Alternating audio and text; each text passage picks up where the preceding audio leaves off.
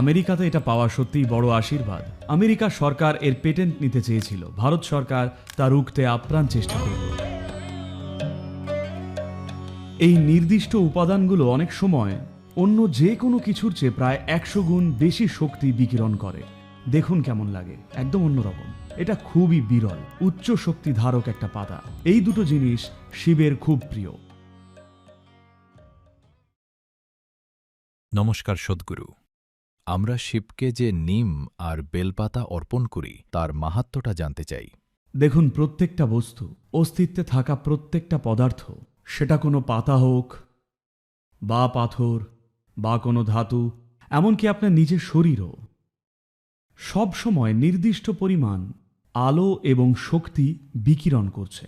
দেখুন, আজকাল আমাদের এই সমস্যাটা আছে, কোনো কিছুকে বিজ্ঞান বলতে গেলে সেটাকে কোনো ল্যাবে প্রমাণিত হতে হবে, কোনো মেশিন যেন সেটা ধরতে পারে। একজন মানুষ কিছু দেখলে সেটার কোনো দাম নেই।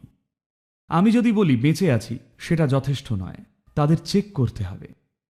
হ্যাঁ, এনার হার্ট চলছে, তার মানে ঠিকই বলেছেন, উনি বেঁচে আছেন। ওনার এই দাবিকে বিশ্বাস করা যায়, কারণ ওনার হার্ট এখনো চলছে। বিজ্ঞানের ব্যাপারে আমাদের ধারণাটা খুবই ছেলে মানুষই হয়ে দাঁড়িয়েছে আজকাল আমার মতে। এই ধরনের বিজ্ঞান টিকে আছে শুধুই টেকনোলজির উপযোগিতার জন্যে। তা না হলে এই ধরনের বিজ্ঞান এই পৃথিবীতে একদিনও টিকত না। টেকনোলজির জন্যেই বিজ্ঞানের প্রতি এই ধরনের দৃষ্টিভঙ্গি এখনও টিকে আছে আমাদের পৃথিবীতে। এখন সব কিছু থেকেই কিন্তু নির্দিষ্ট পরিমাণ আলো আর শক্তি বেরোচ্ছে, আর মডার্ন সায়েন্সও সেটা আজকাল স্বীকার করে 100 ভাগ। আজকাল এখন আর কোনো সন্দেহ নেই, এটা 100% প্রমাণিত। আপনার নিজের শরীরও নির্দিষ্ট পরিমাণ আলো আর শক্তি বিচ্ছুরণ করছে, কিন্তু আপনার চোখ সেটা দেখতে পায় না। কারণ আপনার শোনার ক্ষমতা, আপনার দেখার ক্ষমতা, আপনার শোঁকার ক্ষমতা, এমনকি ছোঁয়ার ক্ষমতাও। দেখুন, এখন আপনি হাওয়াকে ছুঁচ্ছেন, কিন্তু অনুভবে ধরা পড়ছে না। যদি হাওয়া একটু জোরে বয়, তখন আপনি টের পান আপনি হাওয়াকে ছুঁয়ে আছেন কিনা। আপনি হাওয়ার সংস্পর্শেই আছেন, কিন্তু অনুভব করতে পারছেন না, কারণ আপনার ইন্দ্রিয়গুলো ততটাও সংবেদী নয়। তেমনি আপনার কান শুধু শুনতে পায় কিছু নির্দিষ্ট কম্পাঙ্কেরই শব্দ। তেমনি আপনার চোখ শুধু নির্দিষ্ট সীমার মধ্যে থাকা আলোই দেখতে পায়, তার চেয়ে বেশি বা কম হলে আপনি কিন্তু দেখতে পাবেন না। তো তৃতীয় নয়ন বা থার্ড আইয়ের মাহাত্ম্য হল আপনি আলো আর শক্তির অন্যান্য মাত্রাগুলো দেখতে শুরু করেন, যা আপনি এখন দেখতে পাচ্ছেন না। তাই যদি ভালো করে দেখেন বা ভালো করে অনুভব করেন, এখানে যে কোনো পাতা তুলতে পারেন আশ্রমে। এখানে কম করে 100 বা 1000 রকমের আলাদা আলাদা পাতা রয়েছে। আপনি 10টা নিন, যাই হাতে পাবেন, নিয়ে অনুভব করুন আর দেখুন। নিম পাতা হাতে নিয়ে দেখুন কেমন লাগে, বেল পাতা নিয়ে দেখুন কেমন লাগে, দেখবেন একদম আলাদা। মানুষ এই বিষয়গুলো চিনতে পেরেছিলেন।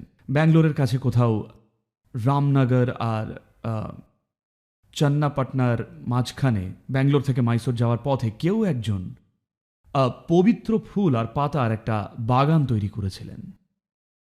তো এই সব কিছুকে ঐতিহ্য পরম্পরায় পবিত্র বলা হতো, কারণ তারা দেখেছিল এই নির্দিষ্ট উপাদানগুলো অনেক সময় অন্য যে কোনো কিছুর চেয়ে প্রায় 100 গুণ বেশি শক্তি বিকিরণ করে।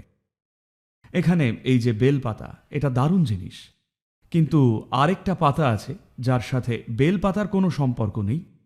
আমরা তাকে বলি মহাবিল্লপত্র। ঈশা যোগা সেন্টারে গেলে মহাবিল্লপত্র দেখে থাকবেন। সেটা বেলপাতার চেয়ে প্রায় 100 গুণ বেশি শক্তিশালী, কিন্তু এটাকেই সাধারণত বেল বলা হয়, কারণ মহাবিল্ল খুবই বিরল আর তাদের প্রজাতিও এক নয়, তারা পুরোপুরি আলাদা। তবুও এটাকে বলি বেল বা বিল্ল। আবার পুরোপুরি আলাদা একটা প্রজাতির গাছের পাতাকেও বলছি বেল বা বিল্লপত্র। কারণটা শক্তির জন্যে, তারা একই প্রজাতির বা একই পরিবারের বলে নয়। আবারও বলি, যখন আপনি জীবনের সূক্ষ্ম দিকগুলো দেখতে শুরু করেন, তখন বায়োলজিক্যাল কানেকশনের গুরুত্ব আর থাকে না। তো দুটো আলাদা গাছ, পুরোপুরি আলাদা প্রজাতির। দুটো পাতাকেই বলি বেল বা বিল্ল। একটা বেল, অন্যটা মহাবিল্ল। এই দুটো জিনিস শিবের খুব প্রিয়। আসল কথাটা হলো এটা উচ্চ শক্তি সম্পন্ন একটা পাতা। এইরকম জিনিস আমরা চিহ্নিত করি, এইরকম অনেক আছে। এখানে আমি খুশি যে ওরা এত নিম বেলপাতা পেয়েছেন, যা সত্যি আমেরিকাতে পাওয়াটা বিরাট আশীর্বাদের। ভারতবর্ষে, অন্তত দক্ষিণ ভারতে, এটা সব জায়গাতেই পাওয়া যায়। মানুষ এগুলোর খেয়াল রেখেছিলেন। আর আজকাল এটা প্রমাণিত যে বেলপাতা দিয়ে অনেক রকমের অসুখেরই চিকিৎসা করা যায়। নিম পাতাও এতটাই মূল্যবান যে আমেরিকা সরকার এটার পেটেন্ট নিতে চেয়েছিলেন, ফ্লোরিডাতে থাকা মাত্র কয়েকটা গাছের জোরে। আপনারা জানেন? আরে কয়েক বছর আগে বিশাল ঝামেলা হলো। ভারত সরকার তো একেবারে ঝাঁপিয়ে পড়েছিল ওটা ফেরাতে। হলুদ আর নিম পাতা, এই দুটোকেই আমেরিকা সরকার পেটেন্ট নিয়ে নিজের সম্পত্তি করে নিতে চেয়েছিল, যাতে ভবিষ্যতে আপনি যদি ভারতে গ্রামে মানুষ সাধারণত নিম কাঠি দিয়েই দাঁত মাজে, এটা খুবই প্রচলিত। আপনাদের আমার গল্পটা বলি।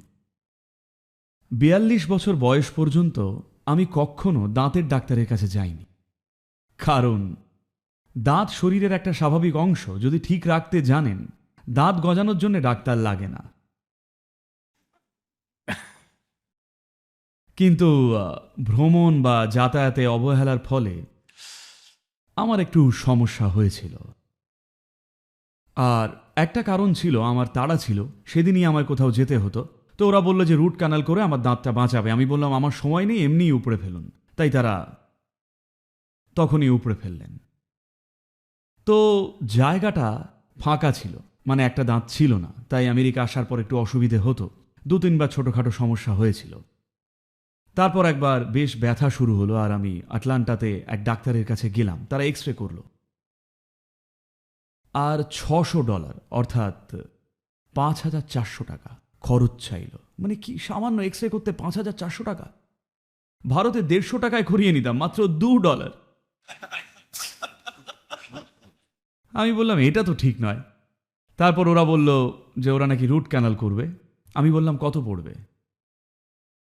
ওরা বলল সাধারণত যা লাগে আপনার জন্যে $1,800 করে দেব, কারণ যোগীর দাঁত, বুঝলেন তো।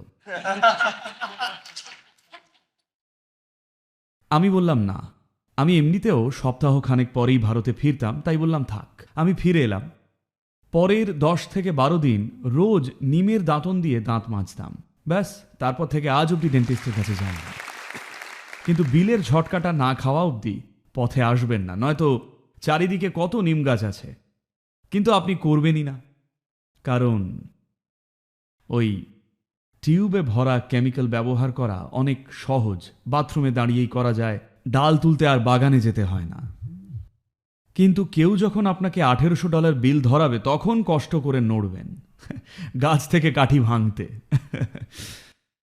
তাই এই যে চিনতে পারা যে কোনটা বেশি শক্তিপূর্ণ আর কোনটাতে কম শক্তি রয়েছে, আর কিভাবে সেটাকে কাজে লাগিয়ে নিজেদের এবং সবার উপকার করতে পারি, শুধু জেনে রাখুন এইরকম অনেক জিনিস আছে এই ধরনের।